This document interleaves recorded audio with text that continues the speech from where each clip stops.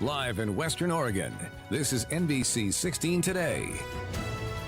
Good morning, and thank you for waking up with me here on NBC16 Today. I'm Zach Bruhl. Angela Yamamoto is off today.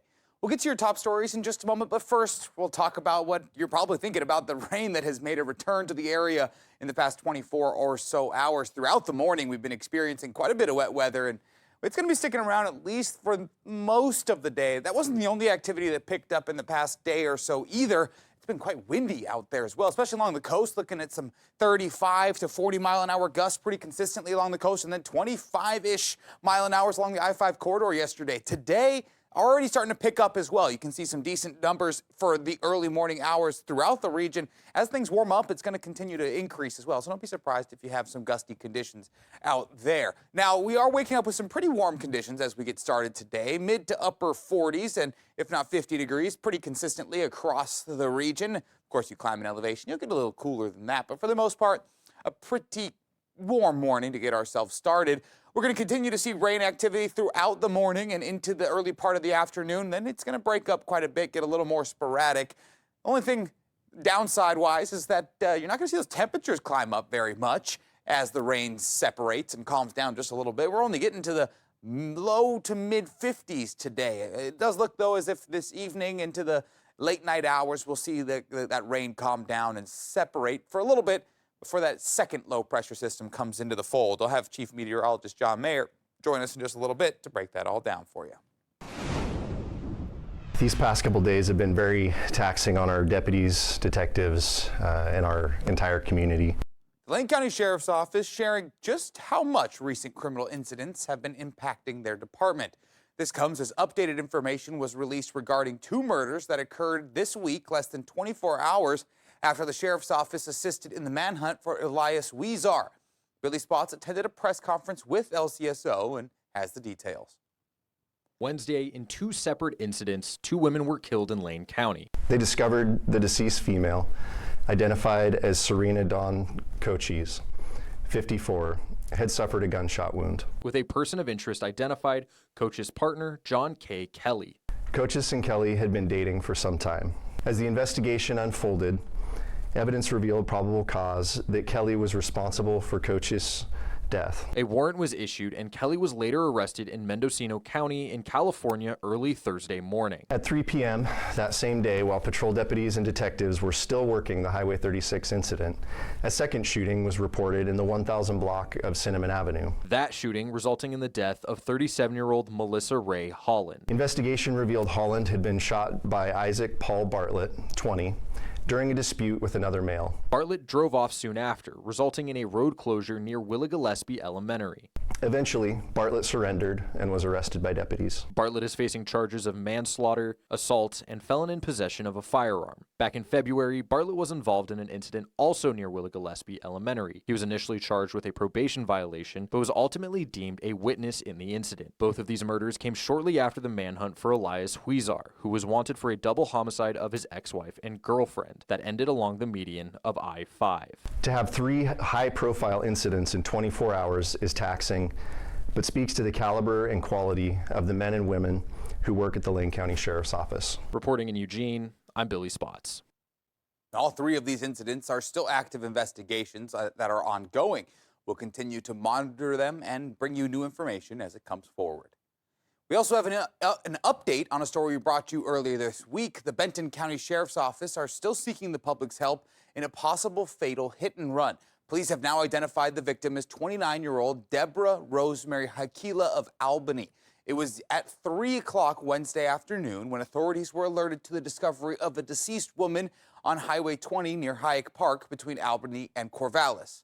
Take a look at your screen. This is a photo of the type of vehicle they are looking for, a black Toyota Corolla Cross. This vehicle should have damage to the front end passenger side. If you have any information, you're asked to contact the Benton County Sheriff's Office. And a devastating loss for an Oregon fish hatchery in Douglas County. More than 20,000 fish are dead after someone poured bleach into a rearing pond. The Gardner Reed Sport Winchester Bay Salmon Trout Enhancement Program hatchery says this is a blow to Chinook salmon that are already dealing with a shortage. And the impact goes beyond just these 20,000 fish because a lot of them are kept until they are adults and then create more fish and impact the ecosystem for many years. Victor Park from our Portland sister station has the story. The pictures could be upsetting. Tens of thousands of fish dead, forced to be thrown away in buckets. Rick Rockhold is a volunteer with the hatchery. I almost felt like throwing up. It just hit me so hard. The Oregon Department of Fish and Wildlife says someone broke into the hatchery Sunday, then broke into a locked storage shed, and then poured a bottle of bleach into a pond filled with smoked Chinook salmon, leaving investigators scratching their heads. We really have not experienced that here locally. I've been with the agency for almost 18 years, and in my time, I haven't really heard of a lot of this sort of just one person taking it upon themselves to apparently try and kill those fish. Chinook are the largest salmon species in the West. It is also known as king salmon, the Oregon state fish. Hundreds of thousands are cared for in hatcheries along the Oregon coast and then released into nearby rivers where hundreds return upstream. It's just a lot of work and a lot of effort and a lot of dedication by the volunteers that it was just devastating. Now, most of the fish killed are babies that were supposed to get released for anglers in the future, but many were adults who returned, and officials believe this will have an impact on the ecosystem. These fish are part of what we call a harvest augmentation program. So these fish were designed specifically just for anglers to catch and take home. Rockhold says this is a blow to the Chinook salmon, already dealing with a shortage, and he fears there is no chance of recovering. Youngsters, seniors, folks that don't have access to boats, and they have a real opportunity to catch a really nice salmon. And this takes away from that opportunity. It diminishes it. That was Victor Park reporting. The suspect has been identified as 22-year-old Joshua Alexander Heckathorn of Gardner. Deputies found him inside the hatchery again 2 days later. Douglas County deputies say he admitted to being on the property and handling the bleach, but said he had trouble remembering the details of the day because he was high on marijuana. Officials say he could be facing additional serious state charges. And after almost 2 years of negotiations, Cahoots and Hoots have unanimously voted to ratify their first union contract with Whitebird Clinic. 3 weeks ago, union members rallied to demand that Whitebird meet their demands, garnering major support from the local community. After that rally, they reached over 1,000 signatures on a public petition urging Whitebird to support a contract. Now, the contract will result in the following items: raising the previous base wage for crisis workers from $18 an hour to a range of $22 to $34 an hour, depending on experience. Employer-paid retirement from Whitebird Clinic for the first time in over 50 years. Hazard pay for dangerous health conditions like heavy wildfire smoke, and a grievance procedure process. As difficult as it is to play one sport at the college level, there are a few who are gifted enough to play two sports at the Division I level, no less. Sports reporter Aaron Slindy caught up with an Oregon athlete who's competed in both the Pac-12 championship for baseball and football last year, and doing so right in his own backyard. What's up, everyone? Aaron Slindy here with Oregon baseball and football player Bryce Betcher, the South Eugene grad. Today, we're going to do a little catching up while playing catch with Betcher. What is it like to balance playing two college sports at the same time? Obviously, I knew I could do it when I was in high school, and it was always a dream of mine, but to tell you that I would, win a Pac-12 tournament, playing in a super, then be playing in a Pac-12 championship for football all in the same year, I probably would have told you were lying. But, it's been awesome. It's been awesome to have my family here supporting me in the midst of it, and, especially the town of Eugene all behind my back, so it's been unbelievable, and I'm very blessed to have been given the opportunity to do it. Playing under Coach Lanning and Coach Waz, how are they alike and how are they different? They're obviously different in their own ways, but they're both are pretty similar. They're intense dudes. They love to win. They're all about the right things, which is awesome. Oregon baseball, you guys are very close behind Oregon State, who you're taking on this weekend. What are you most looking forward to about the matchup? Just the rivalry, just the feeling you get when you come out to the park and it's obviously, we're not trying to play the opponent, we're playing the game. That's, if you play the game well, you're going to win. But there is an added level of yeah, this is the Beavers, they're in-state rivals, and I try to get all the guys that are from out of state that are new, that don't know the magnitude of the rivalry, you know, to all buy in and get that, you know, the extra spirit going for the game. Now, you won't be seeing Bryce in a football helmet this weekend, but you can catch him in a baseball jersey up at Goss Stadium as Oregon heads to face Oregon State tonight, starting at 6:05 p.m. And the Eugene River Otters Underwater Hockey Club held a practice yesterday ahead of their first potluck-style tournament this Saturday. 29 players, male and female, from around the Northwest will compete at all skill levels. The Eugene River Otters is a co-ed club that plays around Oregon. All ages and levels of experience are welcome to their weekly practices. The first 3 visits are free for anyone interested in this unique sport. So underwater hockey is a breath hold game played on the bottom of a pool. You wear a mask, a snorkel, and fins, and there are 2 teams playing against each other. The tournament will be held from 12 to 4 p.m. on Saturday. River Otters are also sending a team to Nationals in Denver coming up this June. Now, here at NBC16, we try our best to give back to our community when and where we can.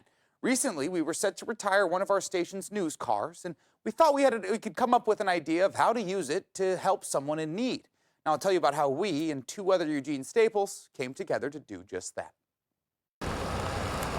You may see our company cars driving the roads of Western Oregon. Well, it was time to retire one of our older vehicles, and we thought there must be some way to put it to good use. Well, I have, teenagers and little ones, and, there's 3 different schools that I have to take them to in the morning. Now I can drop them all off and make sure that they get there on time. Peters and her 7 kids have been using a combination of public transportation and bikes to get around town since they made the decision to leave an abusive relationship. With the help of the Hope Project, NBC16 found the Peters family and gave them this Honda CR-V. That's what we hope to do, is to help people. And man, this is a case where immediately, in just a few minutes, their lives and their schedules will change. For the family, this day will change their lives forever. Relief of not knowing, how I'm going to do this, to now I have a plan. I can put things in action. I can do more things with my kids. The Hope Project and NBC16 were not alone in this effort. Kendall Honda caught wind of our plan and jumped at the opportunity to get involved. We just wanted to make sure the car was safe and be able to contribute to the project. So, yeah, we were happy to help. And help they did, making sure the car was set to go for the Peters family. We started out with a multi-point inspection, looked at everything, made sure that the car was safe from that standpoint, took care of a couple of minor oil leaks. Not only will this new car help with the everyday, Peters says she's excited to be able to pile the kids in and go have some well-deserved fun. Take them to something that they haven't ever seen before, waterfall or things of that nature. As they emerge from this challenging time as a family, it's not lost on Peters how much the people around her have helped her get here.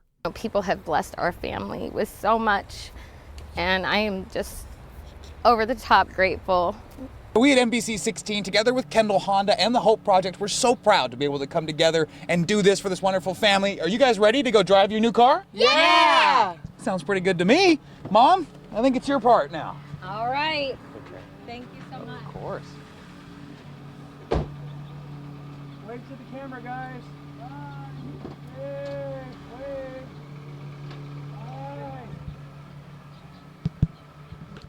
Just know they stopped the car about 5 feet later and we got the kids into their proper safety seats. Also, special shout out to Ken Brown and the Hope Project. We made one phone call to him to figure out who might be a good person that needs this kind of help. And he, of course, knew exactly who to call and get us set up right away. It was a wonderful, wonderful day to be able to get involved in that way.